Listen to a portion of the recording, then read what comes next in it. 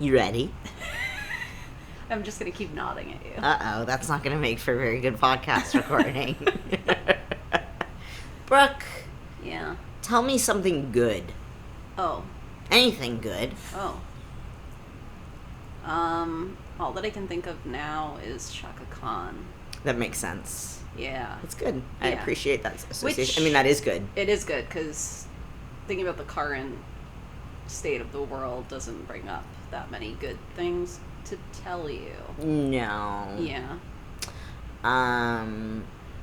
Do you want to talk for a little bit about, I don't know, Mad Men? Some movie? Oh, Euphoria?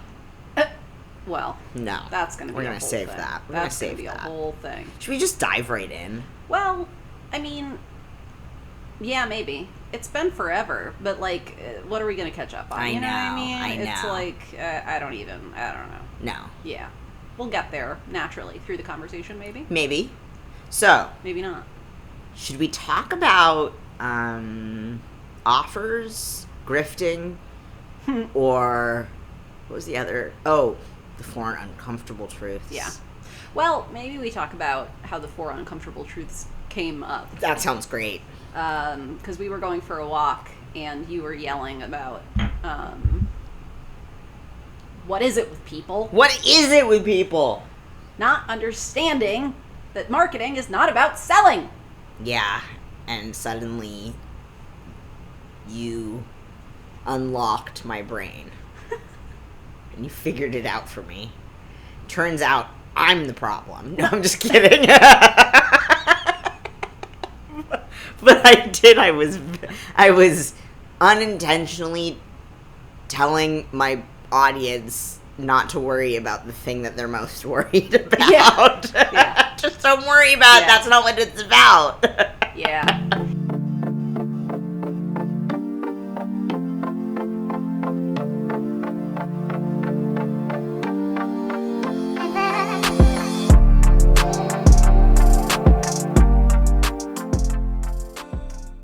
I kind of what ended up coming out of that conversation, because I believe that my response was something like, okay, yeah, I hear your frustration, and let me offer this and see what you can do with this. Marketing is not about selling, and yet the reason why people care about marketing is because they need to sell stuff. So if the thing that they're trying to solve is that if the only reason that people are doing it is to sell, and then you're saying marketing isn't about selling, then they're just going to be like, okay, well then what is? Because I need to sell stuff. Yeah, it's almost like, not to say that, if Tristan, if you had just named your workshop, because by the way, this is what we're talking about, a workshop that I marketed and facilitated, and there were maybe 6 people there, and it was called Conscious Marketing. It's not about selling. Mm-hmm. And we're not saying if I had just named it something else, more people would have registered or come. What we are saying, though, is that it wasn't clear on what the value was, as long as I was articulating that what they were going to get out of it was that it's not about the thing that they think that it's about. Yeah. Yeah, and it had brought up a larger conversation about the way that, like, to you, it's very obvious that, right, in order to sell your work, you can't be aiming directly at just trying to push sales. It's not going to happen. So you need to, like, go into your marketing in a different way. And yes, that will have the effect of selling your work. But if what you're trying to do is just sell all the time, it's not going to be effective. But it's, like, so easy to forget that the people that you're trying to support or get to come into the workshop, for example, are so wrapped up in their one problem being about sales, and also not yet at the point where they can really quite make sense of that.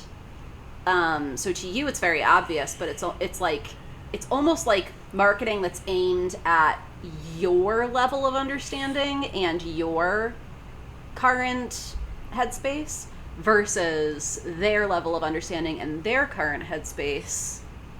And It's very easy to do that. We all do it. Absolutely. It's actually really hard to not. It's actually really hard to like to speak to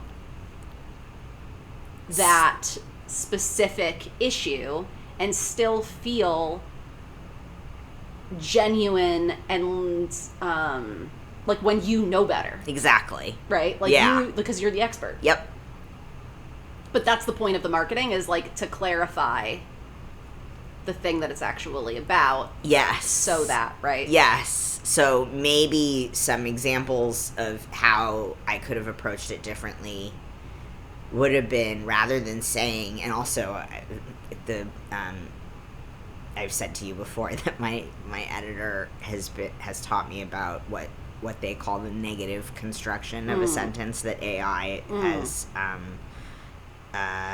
started using obsessively, and saying it's not this is not actually an effective teaching tool when there's no meaning to what it might be instead, right? And it's like, it's interesting because you could think about this too, about like challenging capitalism or challenging racism or any of the isms. It's like, we can't just say this doesn't work. We need to imagine new ways and practice new ways of being. And it feels like it's similar. It's like, you can't just say conscious marketing, it's not about selling, and really make an impact. But if I had said like conscious marketing, how can we move away from extraction and transaction and still get paid or something? Right. It's about speaking to the thing that they are ultimately, the only reason they care about marketing is to get paid. Yeah. So it's like centering the getting paid part, because that's the only reason that they're even doing it. Like, to them, marketing is not fun for most,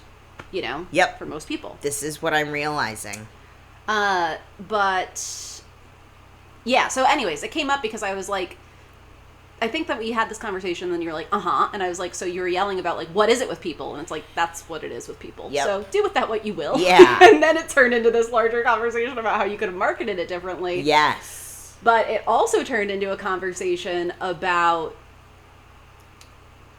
how we can help other people who we work with see something similar, because anybody who has tried to market their own work has been there before, where you kind of end up almost in a conversation with yourself and are like losing sight of the thing that the person who you're trying to reach is like really going through. Yes. And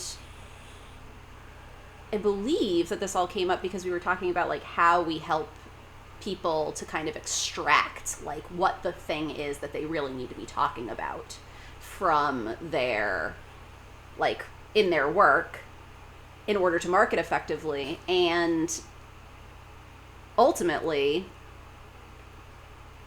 I think that there's a lot of, what we ended up coming around to was, like, there's a lot of avoidance happening for many people in the having direct conversations with the people who they are trying to market their work to. Like, we often talk about how you need to identify exactly who you want to speak to in your marketing and like talk directly to them. And I'm often saying like, come up with like 3 actual names, and people will like try to squirm out of that. Like, I can't, it's like, well, first of all, if you actually can't think of a person, then don't try to do this business, because like that is going to be, of course you can think of somebody, right? But it seems like there's like an avoidance to just like talk directly to what that person is experiencing. And then that led into a larger conversation about, at the end of the day, you got to make peace with the fact that like you signed up for a job where you have to ask people to give you money.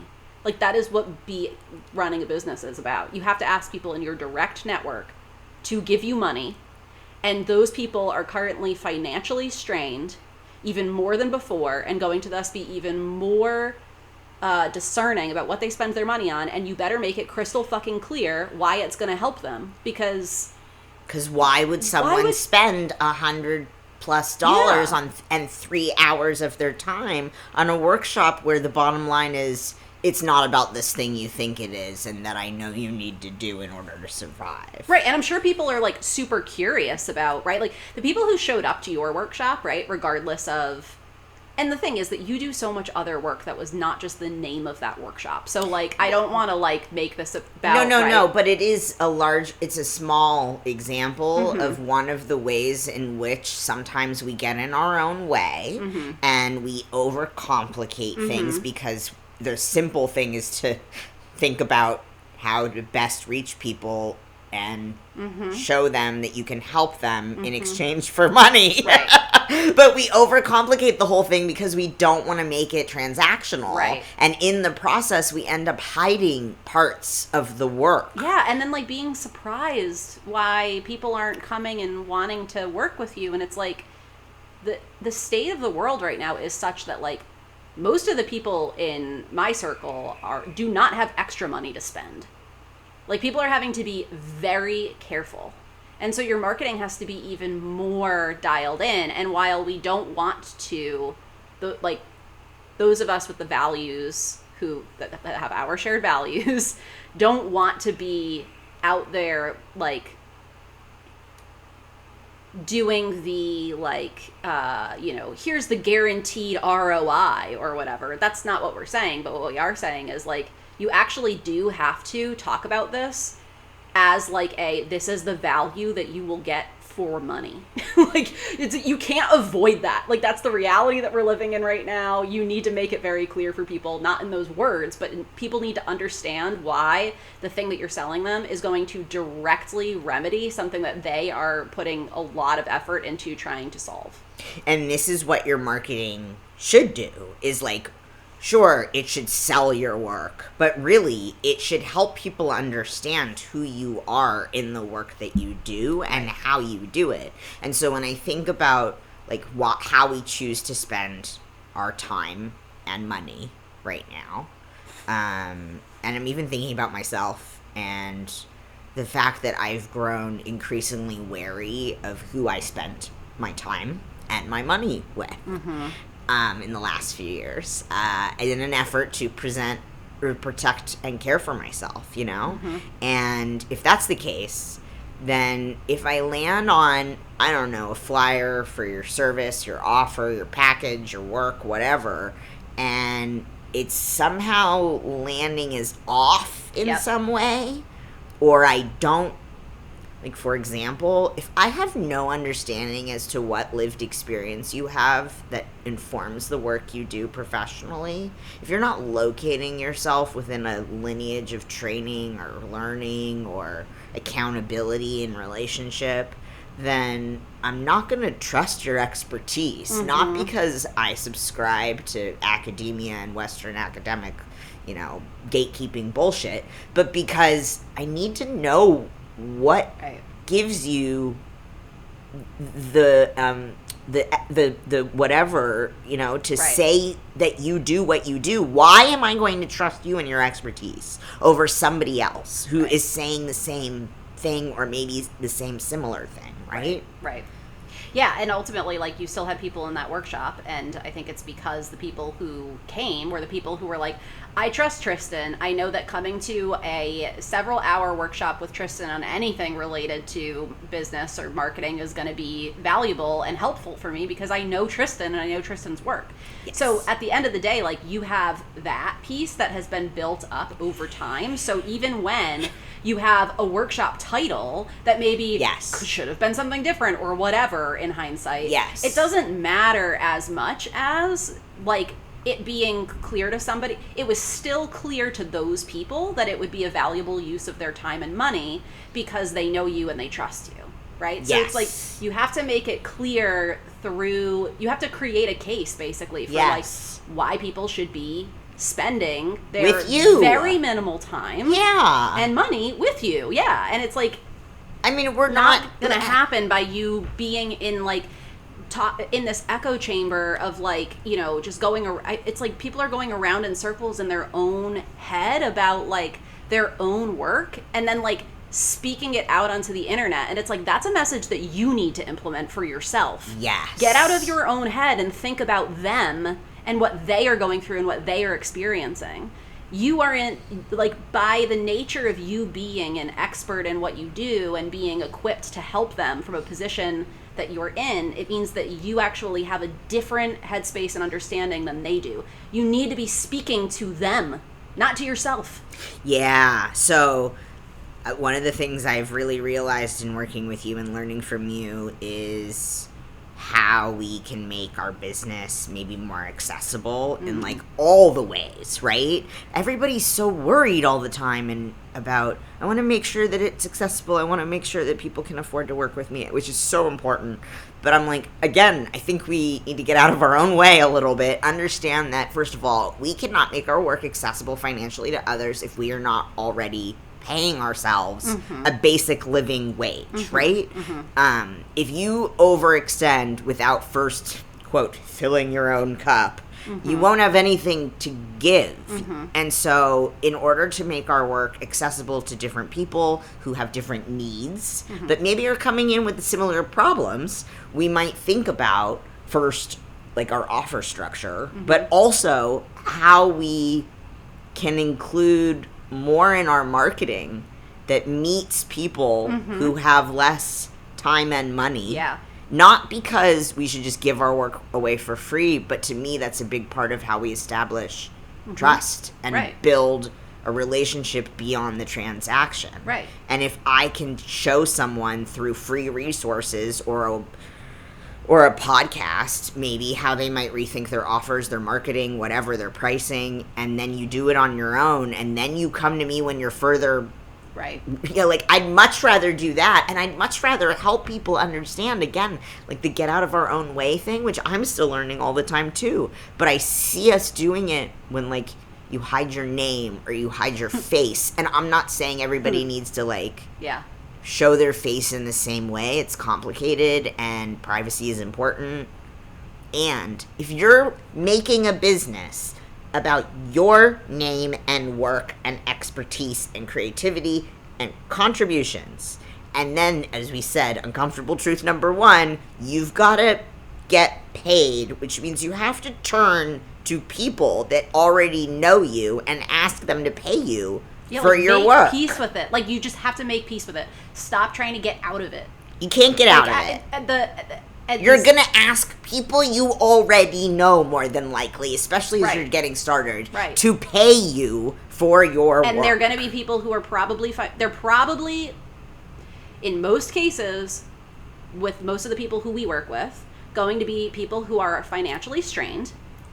You said, yes, I want to run a business where I get paid by people who are experiencing the world as it is right now to do this thing that I like to do. Okay, do the math and figure out how that is going to work and the rates that you're comfortable asking for and what you're going to give in exchange for that, so that you can stop trying to, like, avoid that reality. Like, there isn't some, like...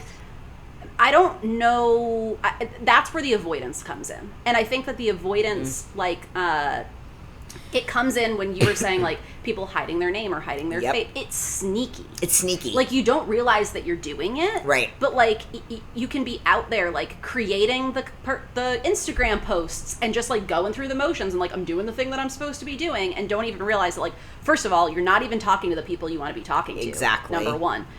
2, you're talking about how people can work with you, and then I go to your bio, and for the life of me, I cannot find how to actually get into the offer that you're talking about. Yeah. Like, that happens all the time. I know. I land on your website, and nowhere on there do I see who you actually are. And then if you add a we to your website when you're a single solopreneur, I understand that some of us feel affirmed by we. But for the most part, what we see for solopreneurs is that they use we to seem more professional, as if somehow... To be like, it's not me. It's a firm or an agency, so therefore it's legit. But I'm like, actually, that's not legit. It just makes it less clear. That's not legit. You're misrepresenting yourself. You don't have to play games to get us to trust you. In fact, transparency will lead to trust, right? More than game playing. And another form of avoidance, I think, is not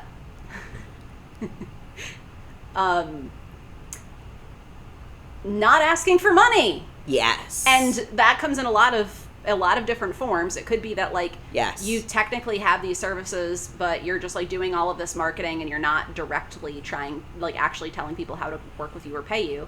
But it could also be, oh, I'm just going to do this as pay what you can, or it's going to be donation based, or this is going to be free. And now, all of a sudden, you can market your ass off. Yeah. All of a sudden, now that you're not asking people for money anymore, now you can, like, you have the motivation to promote this thing. And if that's the case, it means that, like, you actually can do it, but it's something about the asking for the money that is, like, underneath there kind of lurking, and you just need to, like, look at it, like, if that is what is happening. And it will motivate you in some cases to end up in, like, a business model that doesn't even make sense, Exactly. and not even looking at it or realizing it, because it's like, I don't, yeah, it's just I'm like, we are not wrong for needing money in exchange for labor in capitalism. yeah, it's like you're gonna need it, And we're not wrong for turning to our direct community to start a business and hopefully make sustainable money while working, right? you are wrong if you think that you're gonna be able to just, like, put a website together, show up authentically online, whatever that means, and not have put any creative or critical thinking into what it is that you are going to offer people of value. Yes. That it would make actual sense for them in this current reality to spend time or money on. Exactly. It's not gonna happen.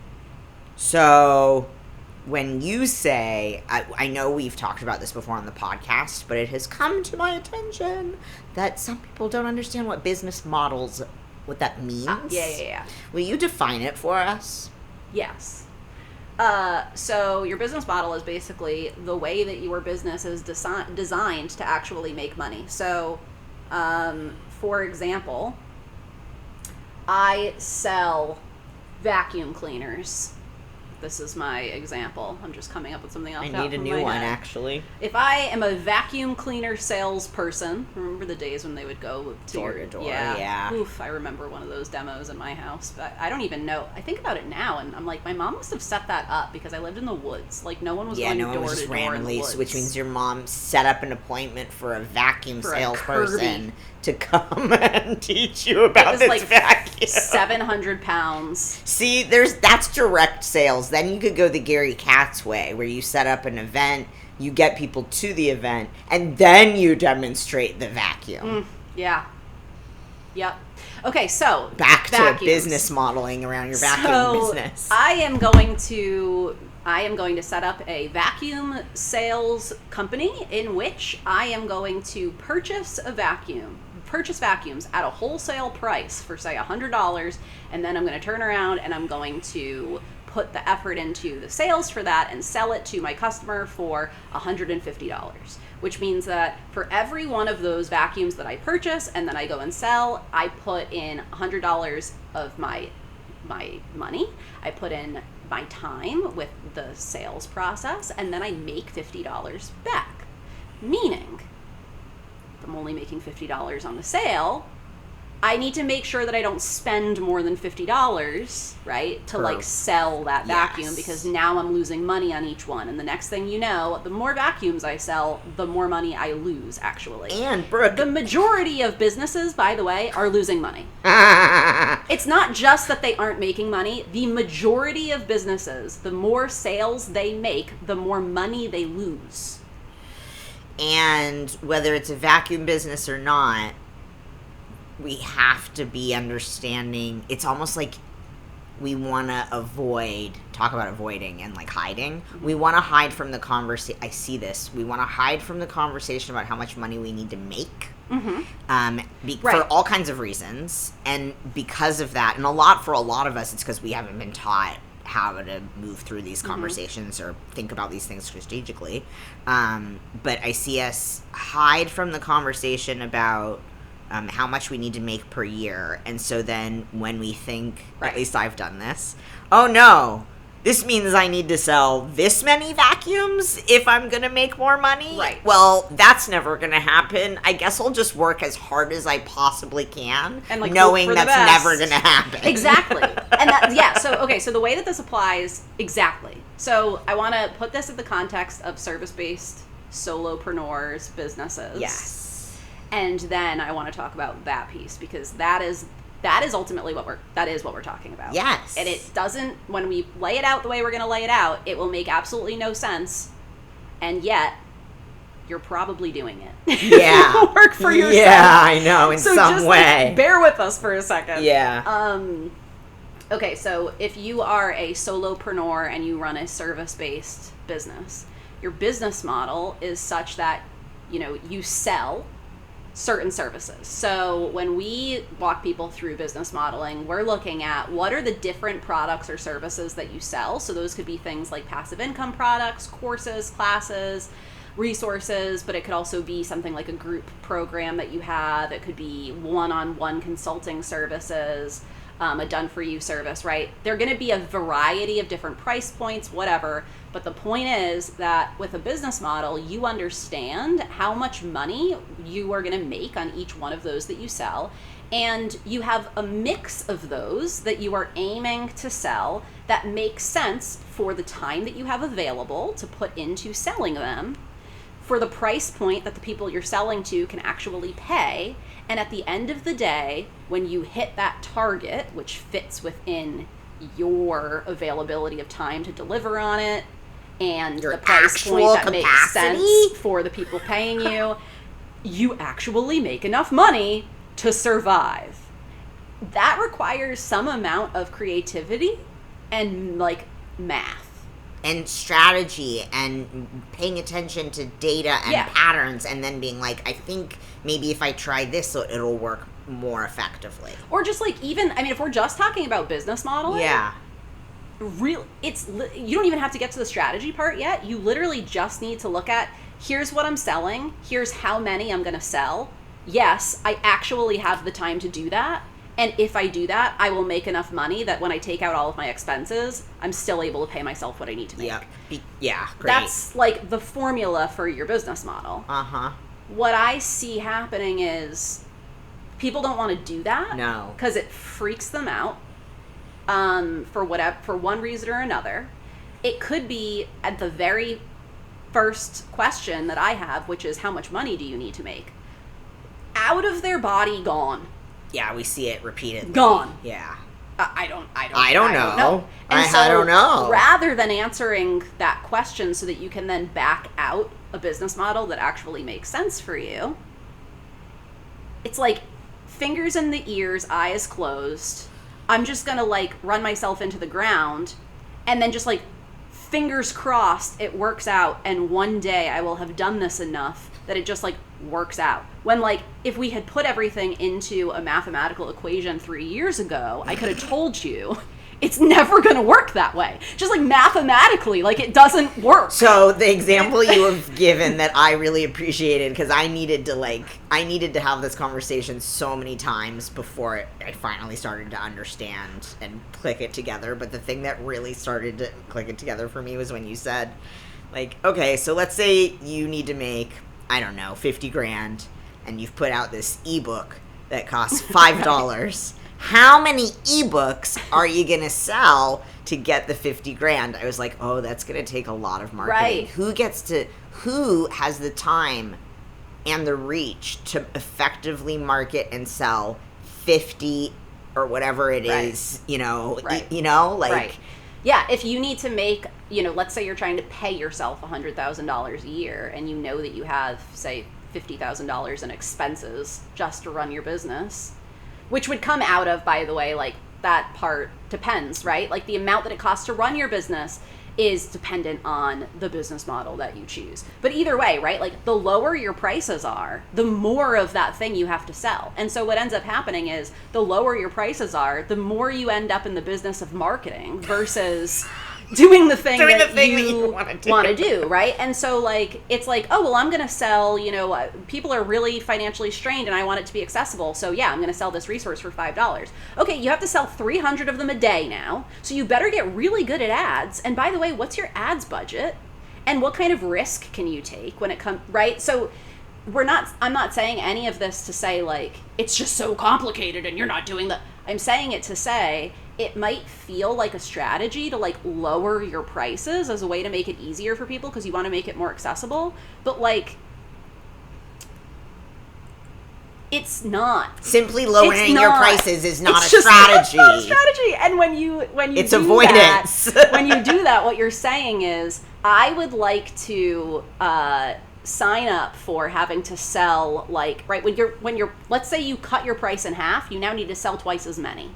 What kind of marketing is that going to take? Do you like marketing? Is that something that you're into? Some people are really fucking good at ads, by the way, and all they do is just run ads to just literally directly ship something from a different, the drop shipping, literally just going to run ads for a product, and then when someone buys it, I'm just going to place an order for it and put in that address. It goes directly to the person, and, right, like, amazing. There's people who do that because literally all they want to do is sell. Yes. Most people who are listening to this podcast don't want to. Correct. So all of this to say, yes, you cannot get out of the part of this where you need to figure out a price point that makes sense for your capacity, what the amount of money that you need to survive, and also the amount of money that a person who you want to support can reasonably pay.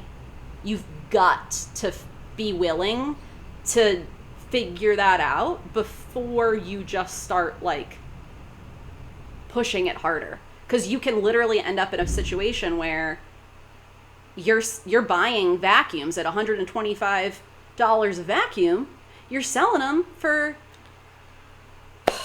$120. Oh my god! And you're working your ass off and then you don't realize until a few months later that you've been losing $5 on every vacuum. Ugh. You know what I mean? Talk about my early website design years. Like losing money. Like you're leaving money on the table. Okay, so here's my next question. And if you are like, you know what, we should save this next question for another conversation, you just say so. Okay. My next question is, so let's say, because I've been through this too, the only way I know how to make money, I'm thinking about a physical fitness person I know.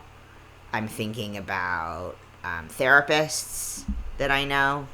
It's like, and I did it too, one-on-one sessions, hour-long sessions. Mm-hmm. That's all I got, you know? Mm. So maybe you start your business and you're like, yeah, I want to help people feel better in their bodies, or I'm a therapist, I want to work with people in their healing experience, or whatever it is.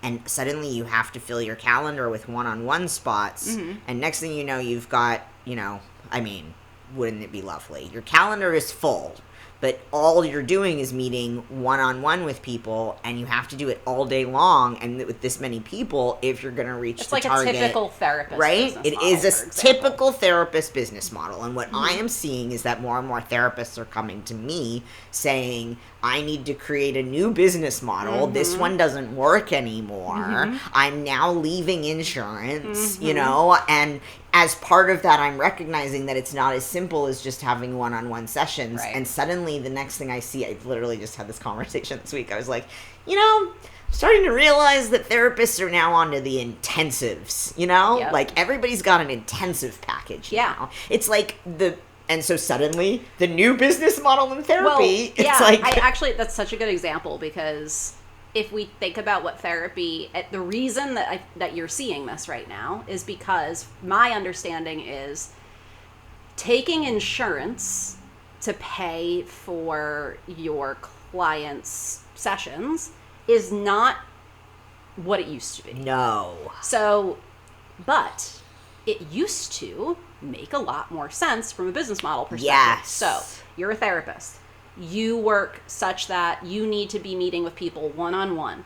that means, and you need to be also, though, outside of that, like, doing your notes, and you need to be doing all of your admin, and you need to be whatever, right? Billing, so you only have whatever. a certain number of hours in a day that you can be meeting with people. You got to eat. Yep. You need time in between, so you are not, like, falling asleep in the middle of these people's, whatever. So then you're looking at, okay, I only have this many hours, so that means that I need this number of clients, right? And I make this much per hour in order to make the money that I need to make. If that gets you to like $200 an hour and you're like, there's no way that the people who I work with are going to be able to pay $200 an hour for therapy, well, they don't need to because you have insurance. That's your business model. The insurance company pays you, right?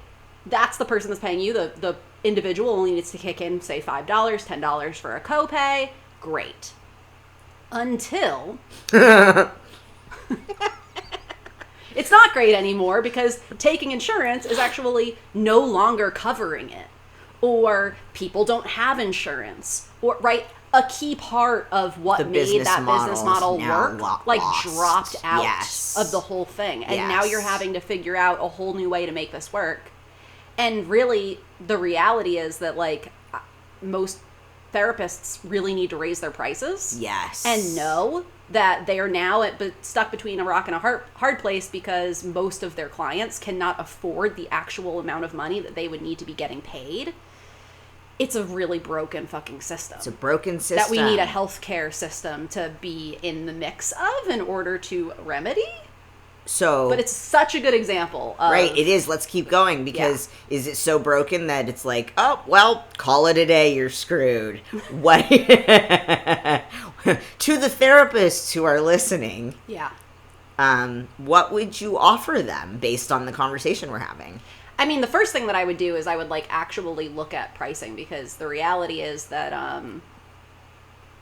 a lot of times when... And you've probably seen this as well. I'm probably seen this more than I have at this point, actually, because you're having a lot more of these conversations than I am. It's like they know that they need to raise their prices, but have no idea what they actually need to raise it to. Yes. Because, again, just not enough money, don't want to raise prices, shut down. Yes. Haven't thought it through. Correct. So, like, go through the exercise of, like, what are the scenarios? How much would you actually need to raise your prices by? If you did that, could you theoretically take on more? Like, are you totally booked out? Could you take on more clients? Could you, right? Like, kind of doing the math and figuring out what you actually need to do. Because you might be talking about a much more minor problem that you're trying to solve than you think. Yep. And, like, you can't solve the problem without having the data first. Yeah, and it seems like a lot of us make this... price increase shift process way more complicated than it needs to be because, again, we're trying to avoid asking people for money. Yeah. I would also say, like, raise your prices. Like, the reality, it's like, it's really sad that we are in the situation that we're in where we don't have that key part of the healthcare system to, like, bridge that gap for people anymore. It's not working the way that it did, but that is not a problem that you are going to be able to solve by you personally not getting paid. Like, you can't do it. It's now you're the right. Like, you just can't. You're gonna have to go and get a job, and then everyone's just gonna lose their therapist. No, and we need you well. You're gonna have to raise your prices, and it's gonna suck. Yes. That some people are going to maybe not be able to afford it or whatever. But guess what? Probably the people who have been working with you are just going to be like, great, I want you to get paid more. Yeah, I'll figure it out. And we're going to figure it out. Yep. And they're going to pay you more. And then probably the ones who can't are going to say, hey, I really can't. And you're going to then be able to have a one-to-one conversation with them and figure out some kind of, relational process? I don't know. Maybe there's some kind of, I don't know, sliding scale situation. Oh my God. That is not you just saying, everyone can have therapy for $60 an hour because I just want to be accessible. No, 66, 88, and 99 are my rates. An actually intentionally designed one where it balances itself out so that you have the people who, right? And then there's other things that you can do, like you can have different types of offers Yes. that maybe cost a different amount of money and require a different level of input from you. So maybe a group, for example. Yes. That can be much less expensive for an individual because you have maybe, let's say you have 10 people in the room at one time. I don't know, that seems like a big group, but easy numbers, Been right? there. You've got 10 people in the room, so if they all pay, $15, you just made $150 for that hour versus having to ask one person for to pay $150. you. Right. It's a different level of support. It's a different level of support. But again, we're not going to be able to meet every single person in all of the possible needs. It doesn't work that way. You personally, as a business owner, are not going to solve how fucked up the economy is. And all of these systems are. So when you're gonna have to work within them and figure out. I'm in the group because I can't afford one-on-one anymore, and I'm in the group, but I feel a way about it, like I got kicked out of something I really needed, right? Like something changed and it's no longer for me. Somehow it's triggering me. What do you say to your client? Because I'm just curious about when people are met with the price shift and can no longer stay with it, the impact on the relationship if they're not feeling resourced to say, I really need to keep seeing you one-on-one and I could use a price break, or can we talk about that? Or, you know what I'm saying? I think I'm wondering about how you would respond to a client who's I don't know why I'm asking this. Work together to figure out a solution that works for the two of you, as though you're in a relationship where both of you have This is what I'm needs. getting at. So what you're saying is... So, if somebody is okay, first of all, when you raise your prices, you're not going to be well, guess what? You can't afford me anymore, so you're in the group now because you don't have money.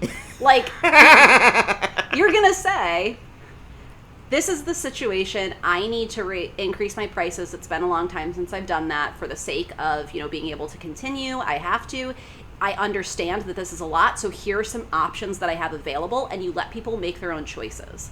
If they choose to go into a group versus seeing you one-on-one because that's what they can afford, but they have understanding of the options, and they're making that choice, that's the first piece. Yes. And that's about being clear and and it's a lot easier to lay that out that way when you have actually figured out why you're raising prices to what you are raising them to, and why the different offers are priced at what they're at, because it's just it just is what it is, and you can just lay it out clearly and let other people make a choice rather than it being about you just wanting more money. That it just stays in your mind. It's just going to stay about you asking people who don't have money for more money, and that's all that it's about. If you don't sit down and do the breakdown of how this is all going to work out financially, once you do that and you have that clarity, it becomes a lot easier to lay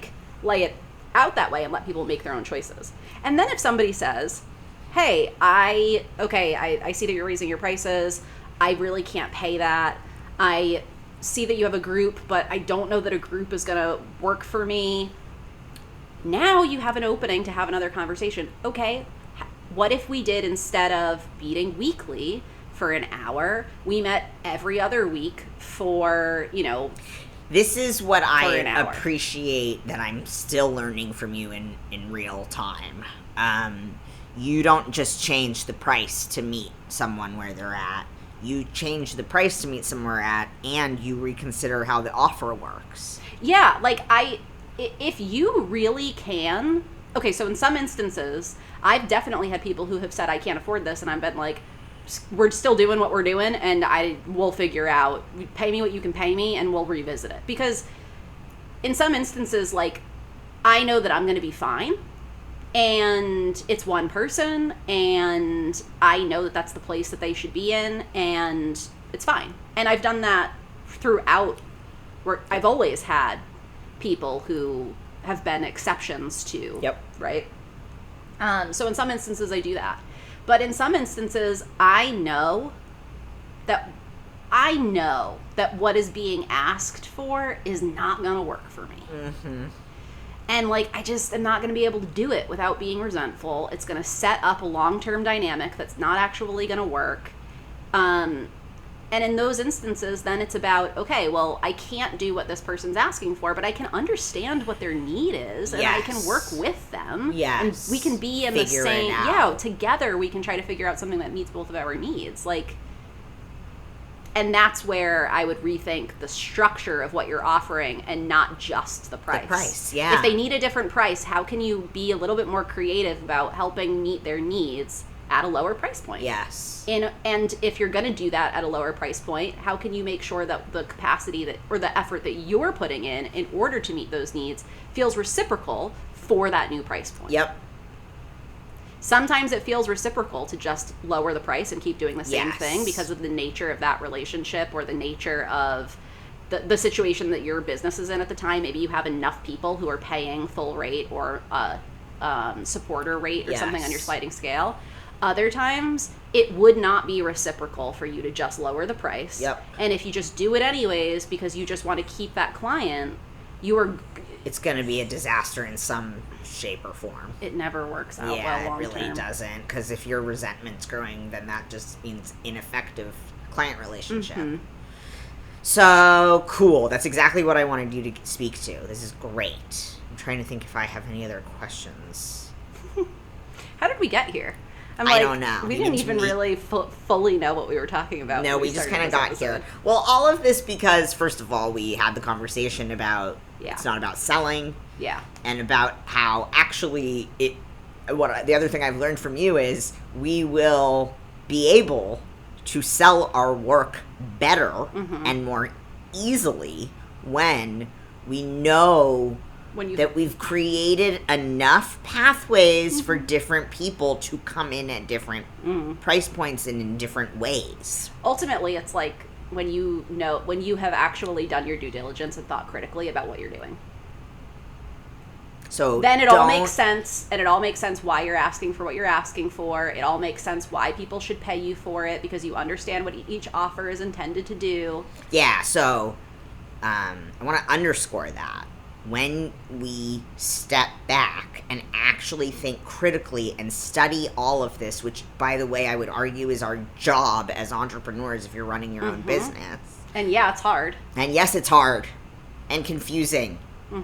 And it will help us find our unique way in, not Sally's template over there that's never going to work. If I see more of us just following what other people are doing, I'm going to lose something. Yeah, and I would actually say that, like, if you're trying to follow some kind of template, I actually think that it only facilitates you going through the motions in an ineffective way for longer. Because like, it looks like you've got it together, but actually, because you haven't yourself thought it through and figured it out, your ability to be clear and authentic in your discussion of your work, or your ability to clearly ask for a certain amount of money because you know that that's the requirement for your business model, it's like you won't have that because it's not, you didn't do it, you didn't do the work, and then you're losing trust from the people you're trying to reach, right? Because they see that it's not. So we got to do this. We got to step back and think, who are the people I'm trying to reach and pay me, right? That's part of what this is. What are they experiencing? How can, I mean, they're your questions. How can we use their language, right? It's not, people are not Google searching marketing, it's not about selling, right? They're Google searching marketing and selling, how to make it less gross. How to get X number of clients. Yeah. Or, and the example I always use, and I've probably even used on this podcast before, is they're not Googling at 10 o'clock at night trans equity inclusion facilitation. They're Googling allyship 101 or something, you know? And it's so funny because I heard from client after client oh, I don't like marketing. I hate selling myself. And so I wanted to tell everybody, it's not about selling. You don't have to sell yourself, and that is important. But like you're saying, it's like I'm skipping part of the steps to get there, which is first, how do we get you to understand that you are signing up to charge money for people, and it's not a bad thing. We can be relational and exchange money and not make it about the transaction. If deep down you disagree and you're like, no, it is a bad thing, that you can have that difference, and I would highly advise that you don't continue to try to run your own business. I just think that it's like you're really going to be fighting yourself. And I don't really know. I mean, you're in a situation where you're doing something that you deep down think is out of integrity. Yeah. So if you don't think that it's integrity, do it? Then it's not. Yeah. And yeah. So you've got to make peace with that. And you wanting to tell everybody it's not about selling is because you have, I'm sure, seen that point where someone understands the pieces of the marketing enough that now that makes sense, and it's such a fucking relief. Yes. It's just such a relief. That's and it's just like, oh my God, it's so easy. It's like, such a relief. Please, for you. All you need to do is get creative. Just stop selling. But it's like, it doesn't make sense yet how you can do that and still have the outcome of selling. Of making money. And so that's where your marketing comes in, is it makes that part more clear. Yeah, so here's what I realized in pivoting, even in conversations with groups when I'm doing training or something around marketing, in pivoting the way I talk about this, because for months I've just been like, we need to stop focusing on selling. When you focus on selling, you're thinking about transaction, you're extractional, blah, blah, blah, blah, blah, blah, blah, right?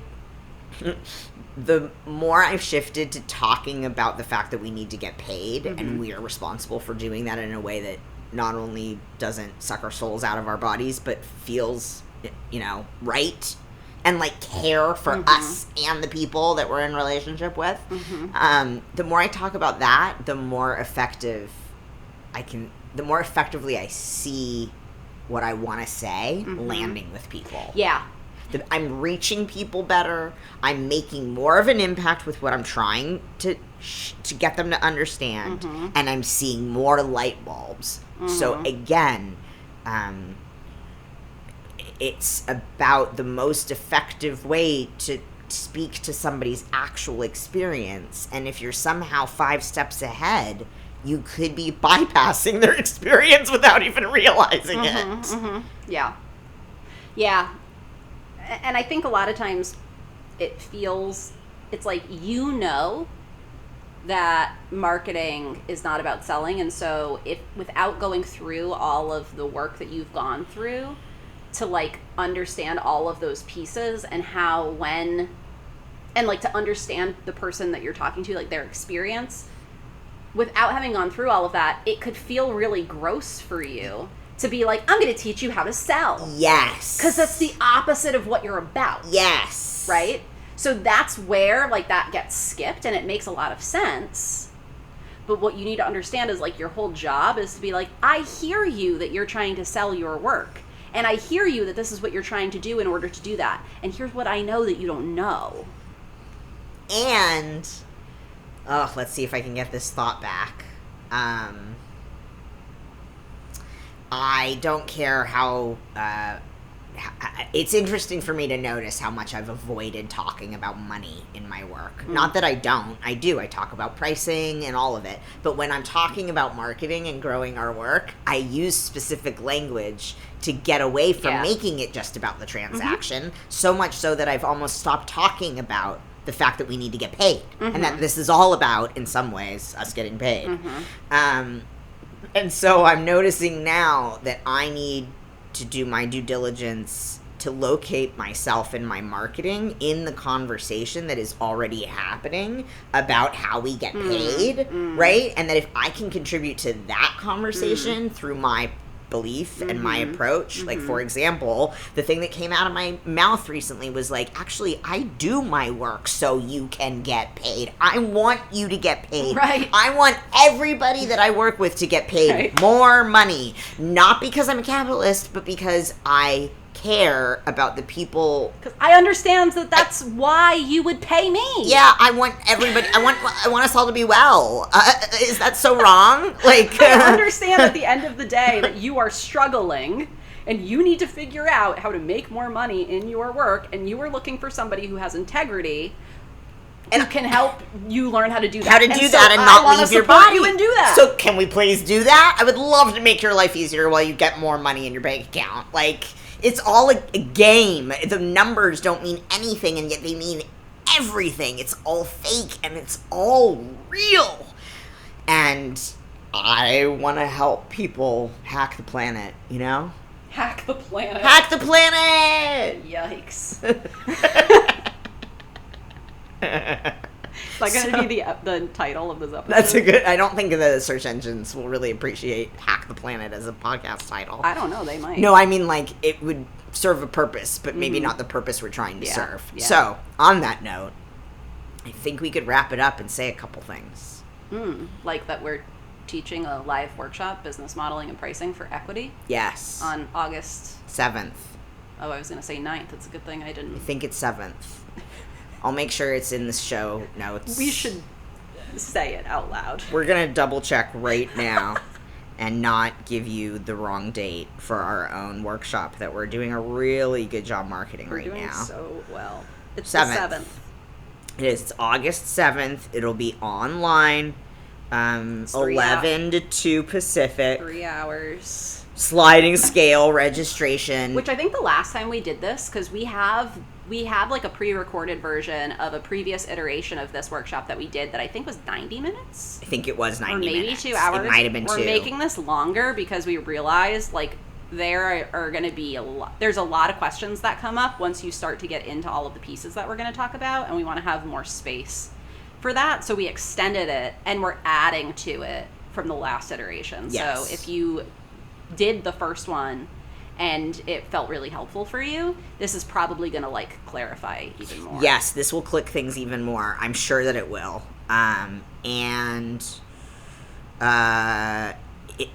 It's you know, so come to the workshop because you realize, oh, I want to learn more about this. But also, think about this.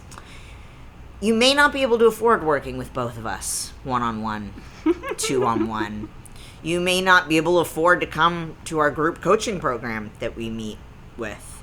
But maybe 3 times a month we meet with 3 that times a group month, coaching yeah. program, by the way. Right? And it's tiny. You may be able, though, to afford this group public offering. And in that offering, there will be space for you to get direct support from both or either of us. So this is another way that we are thinking about offers ecosystems creatively and how you might also be inspired. Yeah. We're going to talk about this so much more, and you have so much more to say on the topic of business modeling and offers ecosystems. There's so much within that conversation that, like, I can't even talk about on a podcast because it's going to be too much. No, it would have to be a whole podcast with multiple episodes. Yeah, so if this sounds interesting to you, you should come. Also, if you're listening to this and it's after August 7th, 2026, this workshop might be on the recorded version is probably there, probably Yep. without the Q&A part. So you can always access the maybe- recording after the fact. We'll do something about that. And I think I feel complete. Couple takeaways. Make peace with what you're doing. Yeah, you're working. Stop trying to run away from it. You're working in a system, and you need to get paid. You've got to. I'm really sorry, and also congratulations. Like, and it makes sense that the people who pay you are people who know you. Yeah, and, like, you know, do them a solid. And if you're gonna ask them for money, maybe, like, give them a reason to. Ugh, especially to right you, now, you know? because man, gas and groceries are real things. So, like, am I really going to invest out of pocket in therapy? Yes, I am. How am I going to make it work? I don't know. But I'm going to figure it out. Yeah. Well, it's almost like when we sign up to be entrepreneurs, our job isn't just doing our job, you know? It's like suddenly you need to understand some degree of taxes and payroll and your job becomes marketing and Yeah. creating offers. And if you're just throwing spaghetti at the wall hoping it'll stick, I understand. I've been there myself. And there is another way that will be more effective for the work that you are trying to do, your money, and the trust that you are trying to build with people in who you are and what you say you do. Yes. Perfect wrap up. Great. Stay tuned, because we're going to take this theme and we're going to use it as a segue. Always looking for the segue Throwback. to something else. Even at the very end of the episode, you're looking for a segue. The segue right now is the next conversation that we might record could be on grifting and trust. Ooh, yeah. And what we're seeing in the parasocial dynamics of it all. Such an obsession with grifting. Yeah. And so, also, I get it. I do too, which, by the way, this is why you study your business in the way that we just talked about for the last hour or whatever, so that you can show up and actually be for real. Yeah. Yeah. There's a lot more space to, like... Yeah, there's a lot more space for the smoke and mirrors when you have not actually thought through what you're actually doing in your work and what the impact is and what you can say you can guarantee. And there are plenty of people out there who are just good at selling the thing. Yep. And behind it, it's like... what am I actually getting? Yeah, so stay tuned.